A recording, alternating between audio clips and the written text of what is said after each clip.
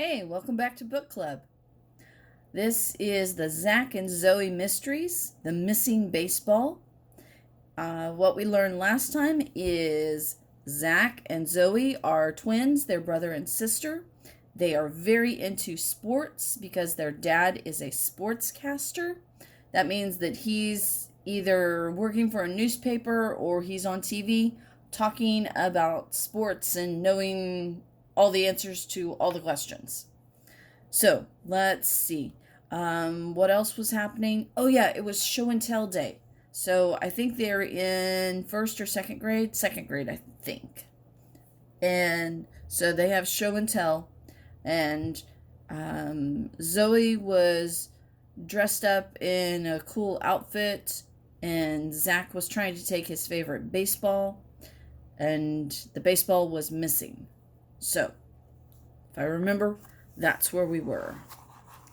Welcome to Chapter 2. Oh yeah, they were almost late for the bus. The kids look forward to Spirit Week every year. 5 straight days of fun activities, friendly competitions, and wearing silly outfits to school. The teachers divided each grade into teams, the blue team and the white team. Then they added up the points for each competition to decide the champion at the end of the week.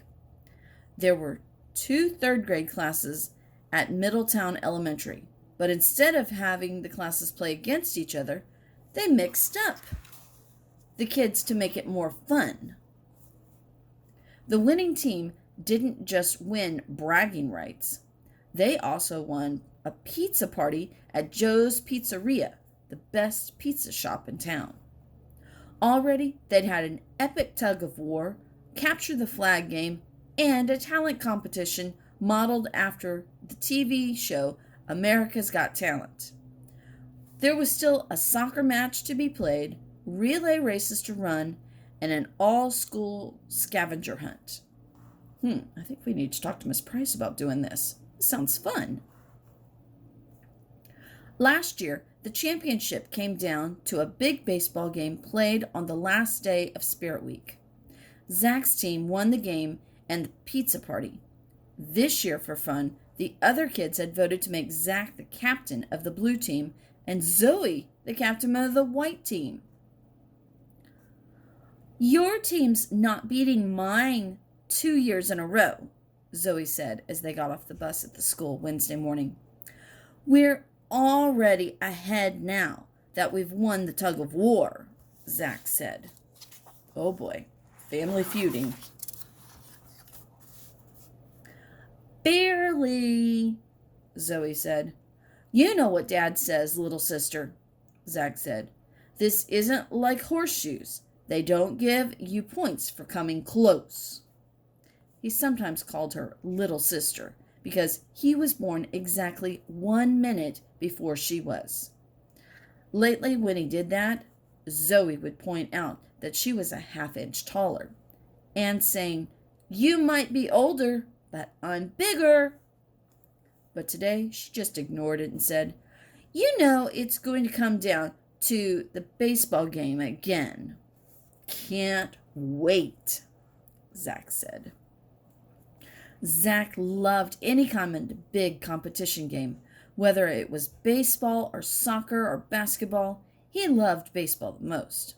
It was another reason he couldn't wait for the game on Friday. Their dad, who had played in many big games, always told Zach and Zoe the same thing, no matter what sport they happened to be playing at the time. You had to value every one of the games because you never knew how many of them you'd get to play in your life. For now, Zach was most interested in showing off his Will Hanley ball to his classmates. There were 20 kids in their classroom, with desks in the middle and cubbies on the side. There were posters on the wall and a view of the window of the fields below them. Behind their teacher, Miss Molitori's desk, was a whiteboard with some markers at the bottom. Zach and Zoe agreed there was just something about the room that made them feel happy, like something good and exciting was going to happen there every single day. Their mom always told them it was part of the adventure of learning, the greatest adventure of all. Today, though, Zach felt like he was the teacher too. Standing at the front of the classroom, he explained to his classmates why his ball was important to him. Catching it the way I did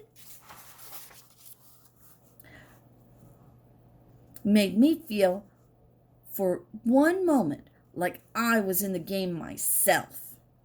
He wished Zoe could have done the talking for him. She loved speaking in front of their class.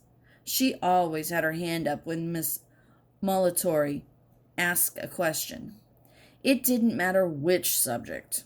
If Zoe had to discuss a reading assignment, she always seemed to pick up on things that Zach had missed, almost as if she had gone through the whole book looking for clues. Zoe sees things other people don't, their mom liked to say.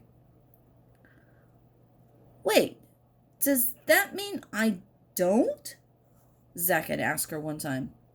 His mom smiled at him. You see things like your dad. For instance, you can spot somebody open in a basketball or a soccer game before anyone else. You see something on the baseball field before it happens. Zoe looks at the world like it's a puzzle she's trying to solve. When they'd gotten to school, Zach had been surprised to see he wasn't the only one in class wearing a Will Hanley shirt. So was Mateo Salazar, who'd only moved to Middleton and joined their class a month ago. When Zach got up for show and tell, holding his baseball in his hand, he noticed Mateo staring at the ball as if it were made of solid gold. Zach finished his presentation with something he'd heard his dad say a lot. Mr. Hanley shows that size really doesn't matter in sports, Zach said. The size of your talent and the size of your heart. Then he went over and placed the ball on the windowsill next to two other signed baseballs kids had brought into class that day.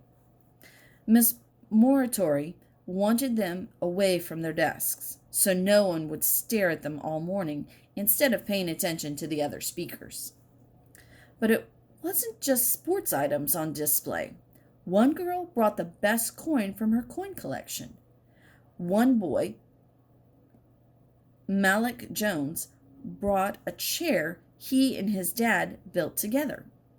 Miss Moritori brought her cat, Sundance, who spent most of the morning pushing a ball of yarn around on her desk. Miss Moritori promised to bring Sundance to class on both days of show and tell, to be fair to all the students. Zoe had her Harry Potter book. When she finished her presentation to the class, it was time to go to lunch. Everybody headed out of the room and down the hall towards the cafeteria when Mateo said he'd forgotten his lunch in his cubby.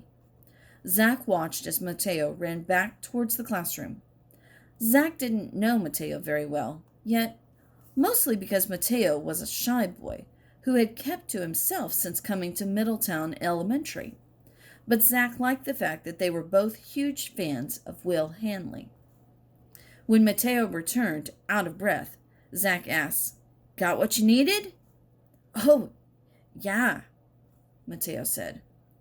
They all went to lunch. When they got back to the room, Zach noticed that all the baseballs were where they'd